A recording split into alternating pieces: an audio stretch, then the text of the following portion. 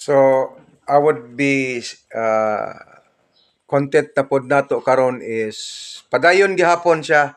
Why ngano man managbuwag ang mga managtiayon. So daghag mga rason siya, but we will be stating about sa emotional reasons. Daghan man gud ni siya. Di nato masabtan ba, no? So kinahanglan sabto nato siya, no? Number one, dunay mga emotional reasons. Number one gyud nga rason is lack of communication. So makalangkob ni siya, makarason ni siya kana makabati ni na aso sa mga rason nga kana ganing poor ang communication, misunderstanding, dunay mga wa masulbad nga mga panagbingkil.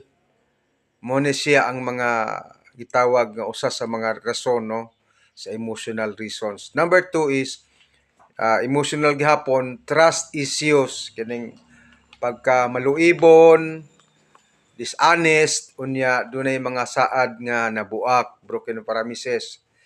So bantayan nato ni para at least ang atong kuha na to makamatgon ta nga ingan ni di ay, no. Number three, sa emotional nato is gitawag emotional disconnection. Nagtubo ka nga managlahi ng inyong pagbati, no, so bantayan na siya, lack of intimacy. Ang lalaki makikilawas sa iyang asawa tungod kay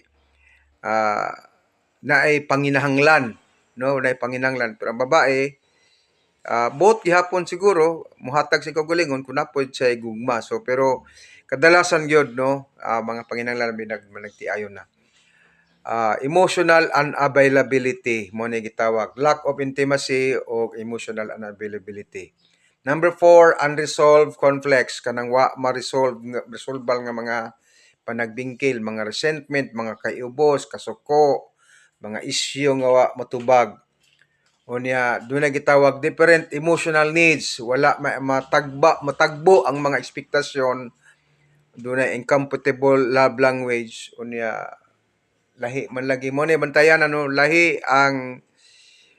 gyud ang gusto sa lalaki ngadto siyang asawa sa babae, o ang lahi pod ang gusto sa babae sa ngadto siyang bana. So kun di na ninyo masabtan og dili nato na masabtan nato, dili ta kadilian na kasagaran gyud usa sa mga rason nga magbuwag gyud ang managtiayon.